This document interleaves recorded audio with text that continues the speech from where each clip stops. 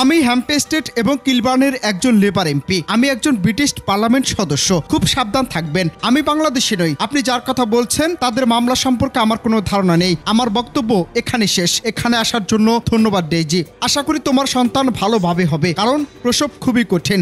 দেখা হবে।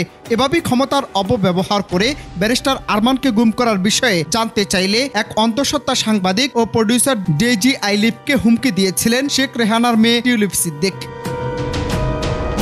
ভুক্তভোগী সাংবাদিক আইলিফ গত সপ্তাহে এক্সে একটি পোস্টে তার অভিজ্ঞতা পুনরায় শেয়ার করেছেন। তিনি বলেছেন, যখন আমি 2017 সালে টিউলিপ সিদ্দিকের বাংলাদেশের সঙ্গে তার রাজনৈতিক যোগসূত্র সম্পর্কে প্রশ্ন জিজ্ঞাসা করি, তখন তিনি আমাকে সতর্ক থাকতে বলেন। এই ঘটনার পর অফকম পুলিশ এবং আমার বসদের কাছে অভিযোগ করেন এমপি, যদিও কোনো অভিযোগ টিকেনি, কারণ সৌভাগ্যবশত আসলে যা ঘটেছিল তা ক্যামেরায় রেকর্ড করা হয়েছে।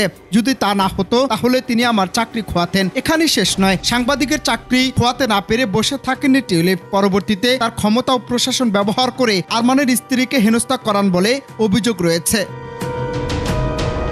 জানা গেছে, নিখোঁজ আরমানের ব্যাপারে 2017 সালে শেখ হাসিনার বোনের মেয়ে টিউলিপকে প্রশ্ন করেছিলেন ব্রিটিশ গণমাধ্যম চ্যানেল 4 এর এক সাংবাদিক। টিউলিপ যেহেতু ব্রিটেনের নাগরিক এবং এমপি ছিলেন, তাই ওই সাংবাদিক মনে করেছিলেন হাসিনার কাছে একটি ফোন করলে আরমান হয়তো মুক্তি পেতে পারেন। তবে ওই সাংবাদিকের প্রশ্নে ক্ষিপ্ত হন টিউলিপ।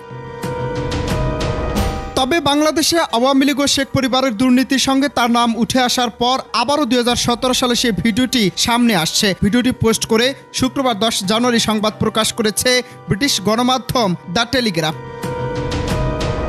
অনন্ত হাসান মাসুদ, বাংলা টিভি।